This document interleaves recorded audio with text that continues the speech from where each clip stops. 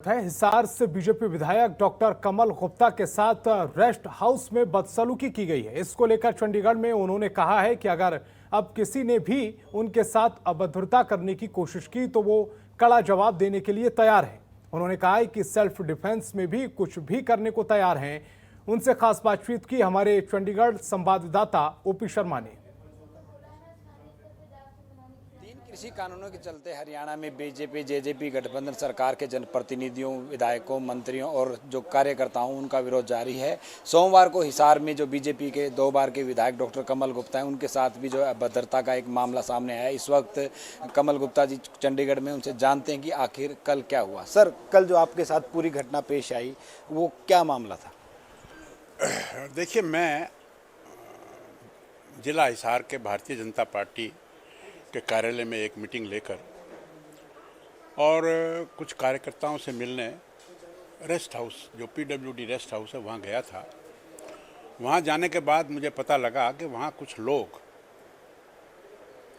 बड़े, मैं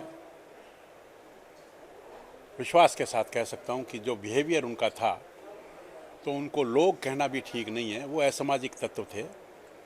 उन्होंने शोर मचाकर वो बाहर आए, उन्होंने मुझे घेर लिया और उन्होंने हर तरह की बदतमीजी मेरे साथ करने का काम किया। उन्होंने हाथापाई करने की भी थोड़ी की और मेरे कपड़े भी, जो कुर्ता मैंने पहना हुआ था, उसको भी बड़े चोरी के ढंग से वो पाड़ रहे थे। अरे मैंने कहा, भाई तुम्हारे में हिम्मत है तो सामने आके पाड़ो ना, पीछे से जाकर क्यों कुर्ता खींच रहे हो?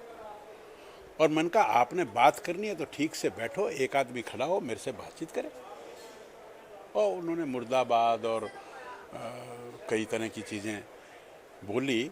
तो मैंने कहा, अगर आप ये सोचते हो कि आप 50 आदमी मुझे अकेले को दबाकर और मेरे साथ बदतमीजी करोगे तो ये तो बर्दाश्त नहीं होगी। सर, तो क्या इस बारे में पुलिस को शिकायत दी गई, मामला दर्ज हुआ, कुछ लोगों की गिरफ्तारी वगैरह? 1 मिनट ये चलता रहा। उन्होंने हमें हॉल में ले जाने की कोशिश की।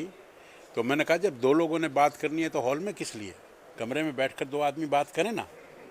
तो उन्होंने धक्के से मुझे हॉल में ले जाने का प्रयास किया, जो कि मैंने पता नहीं, मंशा तो आपको सबको जिस हिसाब से वो आए थे वो बताने की कोई आवश्यकता नहीं है।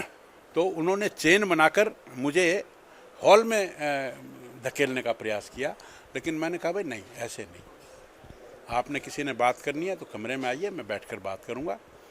इतनी बातचीत चल रही थी तो उन्होंने इधर से जो गैलरी का दरवाज़ा था वो भी बंद कर लिया और इतने में पुलिस आ गई। तो पुलिस ने हमें एस्कॉर्ट करके गाड़ी में बिठाया और हमारी गाड़ी को रोकने का भी कुछ लोगों ने प्रयास किया। मेरा ये कहना है कि हम बार बार किसान शब्द का इस्तेमाल करते हैं, तो ऐसे लोगों के लिए किसान शब्द का इस्तेमाल तो उपयुक्त नहीं है। किसान की छवि खराब करने वाली बात है। हमने 3 कानून बनाए हैं मोदी जी ने, और 3 कानून कैसे कैसे हैं, हमने उसको कोई भी चीज़ कहीं भी बेचने की स्वतंत्रता दी है। हमने उनको कॉन्ट्रैक्ट फार्मिंग का एक ऑप्शन दिया है। और फिर उसके बाद वो लोग सुप्रीम कोर्ट में जाकर, सुप्रीम कोर्ट ने तीनों कानूनों को 1.5 साल के लिए स्टे कर दिया। और गवर्नमेंट ने भी जब मान लिया, जब वो कानून लागू ही नहीं हुए, तो फिर इस तरह का हुड़दंग करने का क्या मतलब? और आपने अगर लोकतंत्र में अपनी आवाज़ उठानी भी है तो तरीके से उठाइए ना। आपके पास 5 साल के बाद फिर समय आएगा, आप वोट की चोट से जवाब देना। लेकिन नहीं, हमने तो तोड़ाफोड़ी करनी। हमने तो 26 जनवरी को लाल किले पर झंडे के ऊपर जाकर और तिरंगे का अपमान करना, ये कहाँ की तरीका है बताइए? आपको नहीं लगता भी एमएलए, एमपी और मुख्यमंत्री कोई भी आए उसके साथ बदसलूकी करना ये उचित नहीं है। तो ये थे हमारे साथ हिसार से भारतीय जनता पार्टी के विधायक डॉक्टर कमल गुप्ता, जिन्होंने कल अपने साथ हुई बदसलूकी पर जवाब दिया है। साथ ही उन्होंने कहा है कि सरकार अब तक जो है इन लोगों से जो है शालीनता से निपटने की कोशिश कर रही थी, लेकिन अगर भविष्य में दोबारा फिर इस तरह की घटना होती है तो उनसे सख्ती से निपटा जाएगा। चंडीगढ़ से कैमरामैन जोगेंद्र के साथ ओपी शर्मा, जनतंत्र टीवी।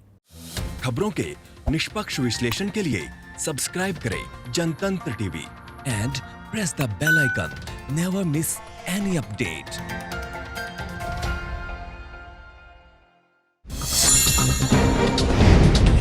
डाउनलोड कीजिए जनतंत्र टीवी ऐप को, जो कि अवेलेबल है गूगल प्ले और ऐप स्टोर पर। अधिक जानकारी के लिए अभी डाउनलोड करें।